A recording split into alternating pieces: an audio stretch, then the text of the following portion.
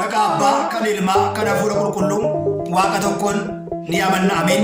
Kabajamootaa fi jaallatamoota maatiiwwan Waaqayyoon kan jaallattan Waaqayyo isiniin kan jaallatu hordoftoonni chaanaalii keenya Dogmaa Toobii akkam jirtu akkam yoo dhageessanii akkamiin turtanii guyyaa har'aatiin kan nu ga'e waaqni keenya galannii fi ulfinteessoo isaa amarratti safaa ta'u maqaan giiftii keenya qulqulleetti dubroo maadhaan maqaan ishii ergamoonni Waaqayyo maqaan isaanii kan galatooman kan ulfaatan nuufaa ta'an akka fedhaa fi jaalala Waaqayyootti guyyaa har'aa kana immoo barnoota keenya kutaa lammaffaa keessatti kan walitti ilaallu yeroo darbe kutaa tokkoffaa keessatti yeroo soomii wantoota namoonni deddeebi'anii ittiin gufatan yookiin immoo ittiin dogongoran ittiin soomii cabsan jechuu dandeenya keessaa gurguddaa tokko ilaalleera. Ni jalqabaa nyaataa fi dhugaatii akka ta'e walitti ilaalleera.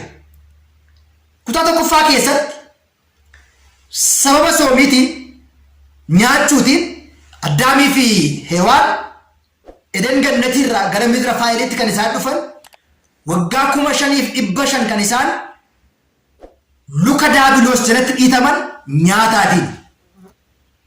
Eesaawu obboleessa Yaaqoob hangafummaa isaa dabarsee kan kenne hangafummaan kabaja nyaataaf akka ta'e agarreera. Dhugaatiin immoo Loot ijoollee isaa waliin akka inni sagaagale macaafni qulqulluutti hima. Maarree yeroo soomii kana keessaati namoonni baay'een kan isaan ittiin dogongoran wantoota gurguddoo keessaati inni jalqabaan nyaatadha. Kutaa tokkoffaa keessatti ilaalleerra akkamitti akka ittiin dogongoran. Tokkoffaa Qorontos 6:12 ilaalleerra. Wangeela Maatewos boqonnaa 4 ilaalleerra. Mee har'a immoo yeroo soomii namoonni baay'een tajaajiltoonni sadarkaa gurguddaa jiran abbooniirraa qabee amma kiristaanaa xiqqaatti kan ittiin dogongoran keessaa tokko maalidha? Sagaagala. Soomii akka cabsinu, soomii akka jiksinu kan nu godhan keessaa tokko sagaagala. Wangeela qulqullicha Maatewos boqonnaa 8:41 gubbaatti akkas jedha. Isin abbaa keessan daabiloos irraa eeyyama abbaa keessanii raawwattu ittiin jedhe. Nuti garuu sagaagalaatiin hin dhalanne abbaa tokko qabnaa innis Waaqayyoodha jedhanii jedha. Nuti sagaagalaatiin hin dhalanne abbaa tokko qabna innis immoo Waaqayyoodha jedhu jedha. Iyesuus Kiristoosis deebisee akkana jedheen Waaqayyoon erga abbaa keessan ta'e hin jaalatu turtan maaltu ta'e እግዚአብሔር አባታችሁማ ቢሆን ኖሮ አባታችሁ ብታደርጉ ኖሮ ተዋቀዩ አባ keessan taasifattani abbaa keessan jaalatu turtan. Abbaa keessan jaalachuun immoo fedha abbaa keessanii raawwachuudha. Innis sagaagalarraa fagaachuudha.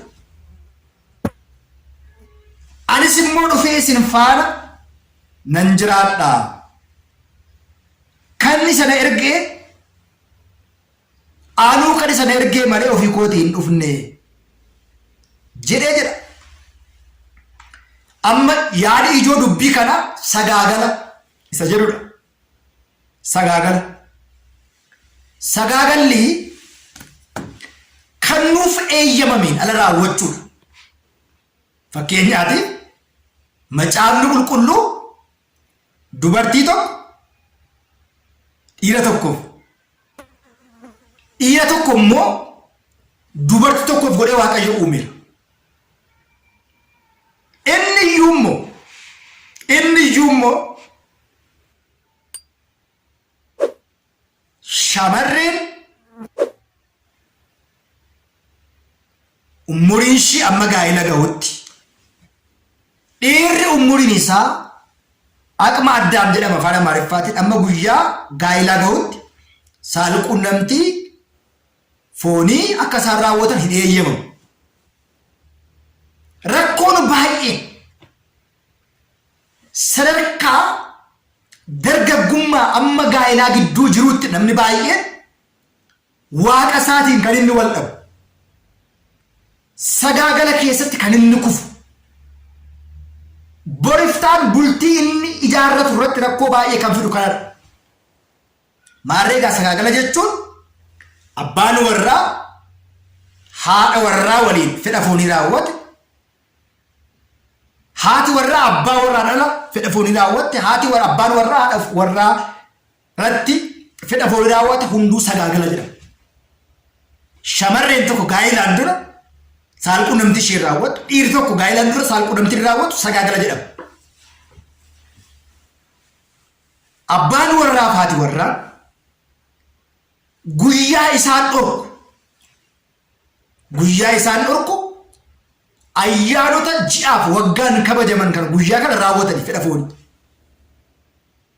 Guyyaa sanbataaf qidhaamee ayyaanota dhorkaa gizit ba'al kan jedhaman 12 21 29 sanbatiif qidhaamee fi guyyaa ayyaanota waggaan kabajamu guyyaa kana mana kiristaanaa deemnee waan ayyaana achitti kabajnuuf namni kamiyyuu inni gaa'ela keessa jiru sin jirres fedha foonii akka raawwatu hin eeyyamamu.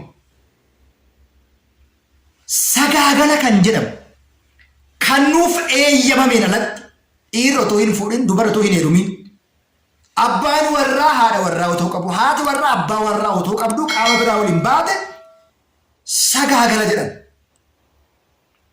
Sagaagalli immoo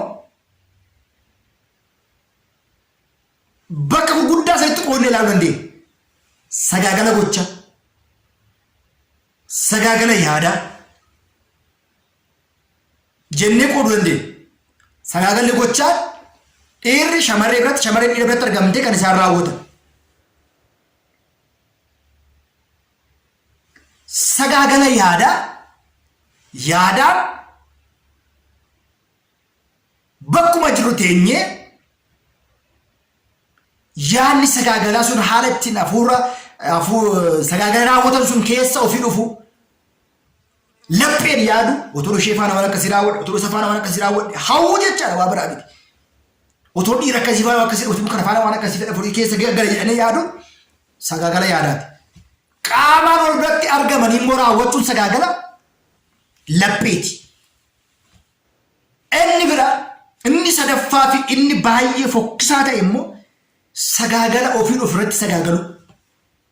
Meeshaa garaagaraa fayyadamanii kanneen akka muuzii kanneen akka kaarotii fayyadamanii ofirratti kan sagaagalan jiru shamarroonni dhiironnis. Kun immoo ofiin fedhii of baasu ofiin of fedhii baasu jedhama. Isaan kun hunduu sagaagala jedhama. Maarreegaa yaada kaanetti gaafa dhugnu isaan kun hundumtuyyuu Waaqayyo fuulduratti cubbuudha. Waaqayyo fuulduratti dhiira malee shamarreen ofirratti sagaagaltu, shamarree malee dhiira ofirratti sagaagaltu, abbaa warraa haadha warraa malee adaba'u, haati warraa abbaa warraa malee qaama biraa waliin ciistu, namni yaada isaatiin nama arge faana ilaalee yaada foonii keessa lapheedhaan galu hunduu sagaagaleera. Sagaagala laphee, sagaagala gocha, sagaagala raawwii jennee adda baasuu dandeenya.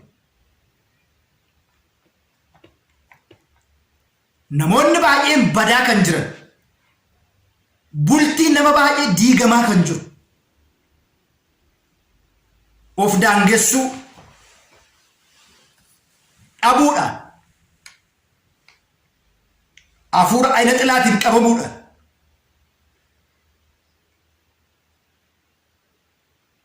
deddeebi'uudha.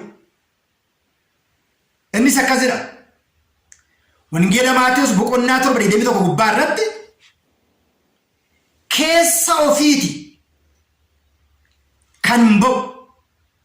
ofiiti kan ba'u agartanii sammuudhaan kan yaadamu yaada hamaa sagaagala. Wangeela Maatewos boqonnaa 7:21 irratti yaada hamaa sagaagala, hatuu, ajjeesuu, sagaagalummaa, hawwuu, hammeen, daba, wal fuudhuu, miqqanyummaa, abaarsa, of tuulummaa, dhibaa'ummaa isaan kun wantoonni jal'oo hamoo kun hunduu keessa namaatii ba'a. Ajjeesuun, hammiin, sagaagalli keessa namaatii kan inni burquu jedha. Lamaatis boqonnaa 7 deebii tokko gubbaa irratti.